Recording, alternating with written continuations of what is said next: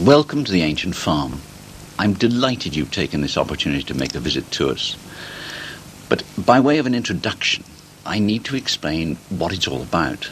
You see, we're not a museum, nor are we a theme park. In fact, what you're visiting is a vast open-air laboratory where we are carrying out direct experiments to understand the remote past. In real terms, we're actually studying the Celtic period, or another description would be the Iron Age. It's part of prehistory, the last period of prehistory.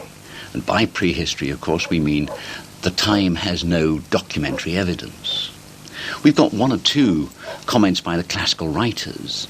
Caesar, for example, in his two abortive campaigns in 55 and then again in 54 BC, visited this country and effectively was defeated by the first named personality of British history, Cassivelaunus. But that's really all we have in terms of direct evidence for the prehistoric period. And the reason why that exists within the prehistoric period is because the Romans didn't finally invade until 43 AD, when we have much more documentary evidence. So, in a very real way, we have to rely upon the archaeological evidence in order to understand what's going on. And the archaeological evidence comprises things like post holes and stake holes, gullies, ditches, banks, bits of pottery, bits of bone, carbonized materials like seeds and timber, if we're very lucky. And our job is to put all that together and try and understand precisely what was going on. Ordinarily, we've relied in the past on the archaeologists to tell us what it means. In a very real way, this isn't enough. We need to test those ideas, the interpretations, the explanations of the archaeologist. And we test them by building direct experiments at a one-to-one scale. So as you visit the ancient farm, you're actually visiting a huge study area where we are carrying out these experiments, and we've put them together in such a way to represent what we think might have been part of the landscape, the agricultural landscape, somewhere about 200 BC. Whenever we study any historical period, we're actually studying the basic economy. And up until the Industrial Revolution, that basic economy was agriculture.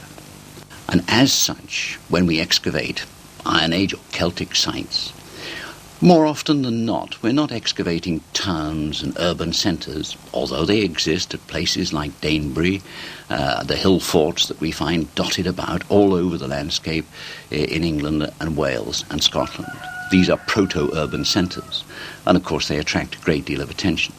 But for us, we're focusing on the landscape, the farmsteads, the field systems, and how they interrelate. So our study devoted to the agricultural economy needs to take on board one critical aspect. It is best dealt with by a simple tag. When we understand that climate drives landscape, drives man, then we can begin to get to grips with the reality of the situation. One of the reasons why we study the Iron Age, for example, certainly the last part of the Iron Age and the first part of the Roman period, is because the climate then is argued to be exactly similar to the climate today. And in that sense, we have what is altogether a total variable, as we all know, which we can use as constant, provided we measure it. So the first paradox you see at the ancient farm is a weather station, a modern weather station tucked away in the corner. And this weather station is read every day in order to give us the basic records to tell us what's actually going on and how it affects all those things that we've built. In order to try to get to terms with the agricultural economy, what we've done is to look at the domestic economy on the one hand and then the overall agricultural economy on the other. We focused, for example, on the houses. Taking the patterns of post holes, we've created three-dimensional projections. very modern projections necessarily, because they're not reconstructions. What we've done is to deduce logically from those patterns of post holes how a building could be created. The three-dimensional, one-to-one scale projection, like the great roundhouse based on excavations at Longbridge Deverell, Cowdown, gives us a house, for example, with 2,000 square feet of floor area, very much larger than modern houses, costing well over £150,000 in our own area. Got to reassess, in the light of this kind of exercise, precisely the kind of society we're dealing with. In addition to the great house, of course, we built smaller houses, again based on archaeological excavations taking place all over the country. Those houses give us an insight into the construction techniques, the way in which they must have been built. Around the houses we've built an enclosure, this time a ditch and bank. Whenever we find rural sites of the Iron Age in southern England, we regularly find ditches and banks as enclosures. The banks have often disappeared. And we find just the ditch, which we cut sections across, and the archaeologist begins to work out precisely what happened. Our ditch and bank, which makes the enclosure, is an octagon, and in fact is a huge experiment into study of the revegetation pattern, how plants will come in and colonize bare chalk and newly disturbed earth, and then the erosion patterns that will occur in the bottom of the ditch.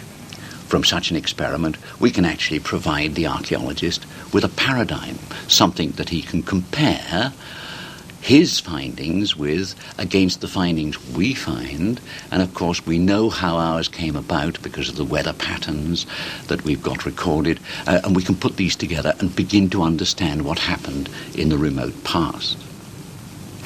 In addition to the enclosure, of course, we've got a large number of paddocks, and in those paddocks we've got all the types of sheep that existed here in prehistory, from the mouflon right the way through to the Shetland. We know that these were the sheep, the direct descendants of their prehistoric ancestors, because of the bones the archaeologist has found.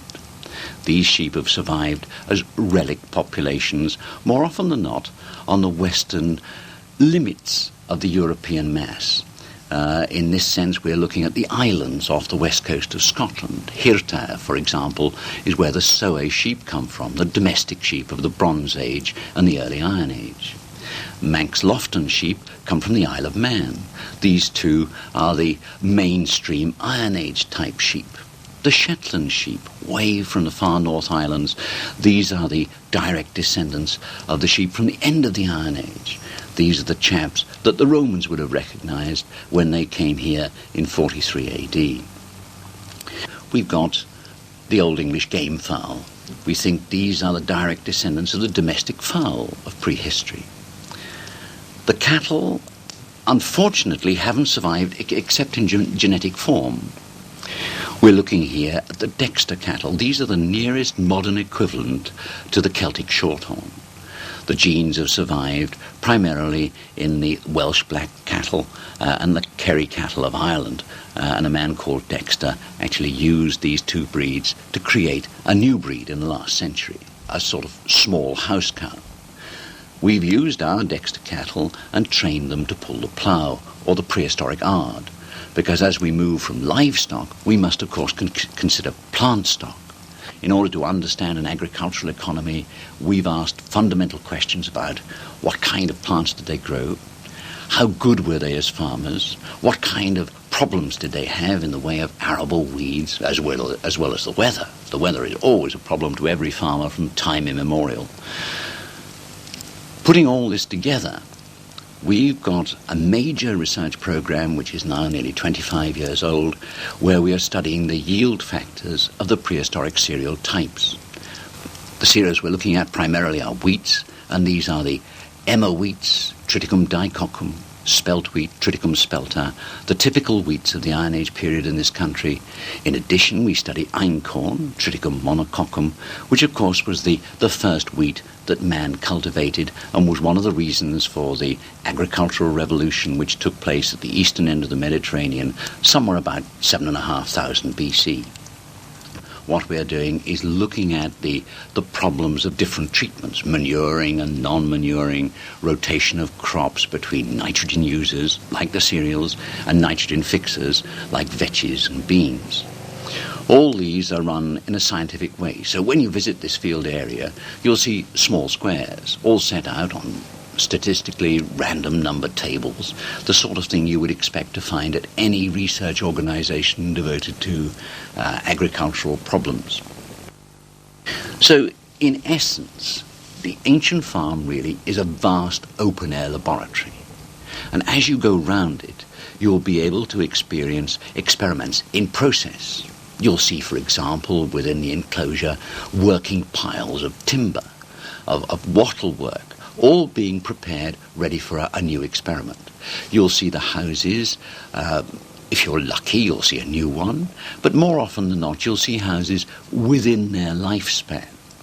In other words, when you build an experiment, you actually have a beginning, a middle, and an end. A house has a birth state, a life state, and a death state.